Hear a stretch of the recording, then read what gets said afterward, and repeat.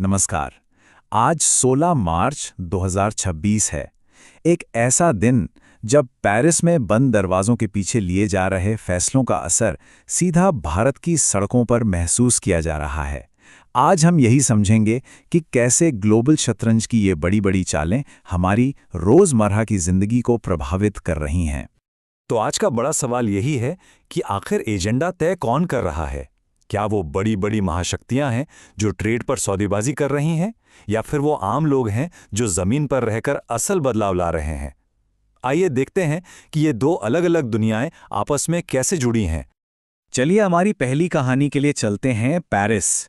यहाँ पर दुनिया की दो सबसे बड़ी आर्थिक ताकतें यानी अमेरिका और चीन एक बार फिर से बातचीत की मेज़ पर हैं, और यकीन मानिए इस बैठक से जो भी नतीजा निकलेगा उसकी गूंज पूरी दुनिया में सुनाई देगी। देखिए, ये तनाव कोई आज की बात नहीं है। इसकी जड़ें काफी पुरानी हैं। 2010 के दशक के आखिर में टैरिफ को लेकर जो जंग शुरू हुई थी, वो पिछले साल बुसान में एक टेम्पररी समझौते पर आकर रुकी थी। और अब पेरिस की ये बातचीत उसी कहानी का शायद सबसे अहम, सबसे क्रिटिकल मोड़ हो सकती है। तो असल में दांव पर लगा क्या है? अमेरिका चाहता है कि चीन से आने वाले सामान पर टैरिफ लगे रहें और वो अपनी सेंसिटिव टेक्नोलॉजी चीन को ना दे। दूसरी तरफ चीन का तुरुप का इक्का है रेयर अर्थ मिनरल्स। जी हाँ, ये वही खनिज हैं जो हमारे हर स्मार्टफोन और गैजेट में होते हैं। चीन इनके एक्सपोर्ट पर अपना कंट्रोल बनाए रखना चाहता है और साथ ही खेती के सामान की खरीद को भी एक हथियार की तरह इस्तेमाल कर रहा है।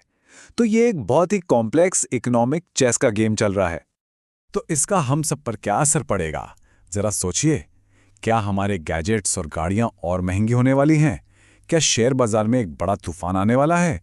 और सबसे बड़ा सवाल, क्या दुनिया की दो सबसे बड़ी ताकतें टकराव की तरफ बढ़ रही हैं या फिर सहयोग की? इन सारे सवालों का जवाब इन्हीं वार्ताओं में छिपा है।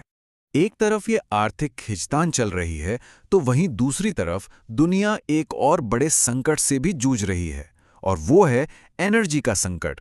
और इसे संभालने के लिए ग्लोबल एनर्जी मार्केट में एक ऐसा कदम उठाया जा रहा है जो शायद दसों में नहीं देखा गया।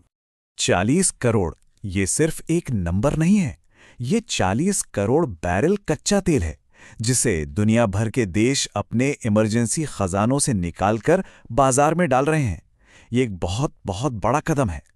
इसे कहते हैं स्ट्रेटेजिक रिजर्व रिलीज। अगर आसान भाषा में समझें तो जब तेल की सप्लाई पर कोई बड़ा खतरा आता है और कीमतें आसमान छूने लगती हैं, तो इंटरनेशनल एनर्जी एजेंसी यानी आईईए के सदस्य देश एक साथ मिलकर अपने इमरजेंसी तेल भंडार के दरवाजे खोल देते हैं। मकसद सिर्फ एक होता है, बाजार को संभालना, उसे स्थिर करना। तो इस इमरजेंसी की नौबत आई क्यों? पहली बात, तेल की कीमतें $100 प्रति बैरल के भी पार चली गईं। फिर स्ट्रेट ऑफ हर्मूज जैसे दुनिया के सबसे जरूरी समुद्री रास्तों पर जियोपॉलिटिकल टेंशन की वजह से सप्लाई रुकने का खतरा पैदा हो गया। और इन सब के ऊपर पूरी दुनिया में बढ़ती महंगाई की चिंता।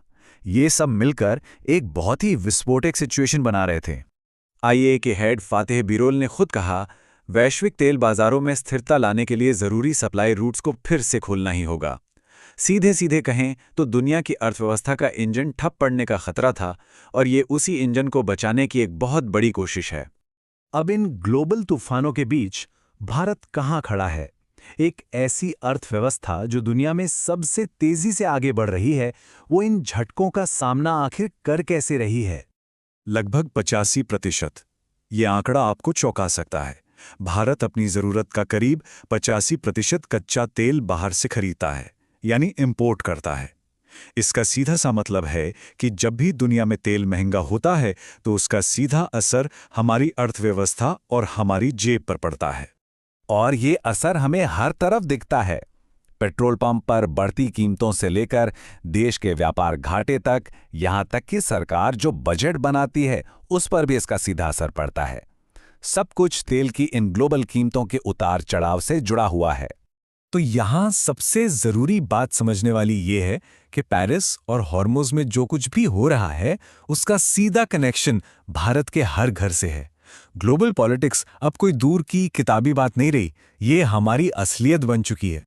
लेकिन क्या हर समस्या का समाधान सिर्फ बड़ी बड़ी डिप्लोमेटिक बैठकों में ही है?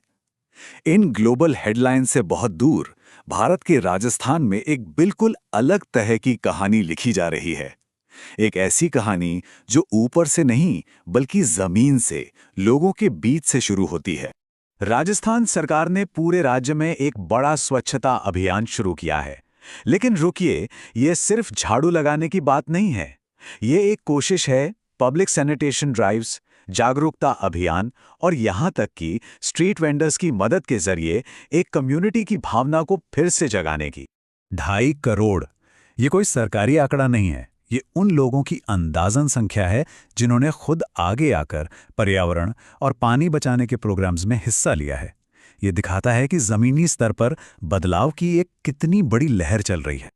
जैसा कि राजस्थान के मुख्यमंत्री ने भी कहा, स्वच्छता सिर्फ सरकार की जिम्मेदारी नहीं है, ये हम सबका, पूरे समाज का कर्तव्य है।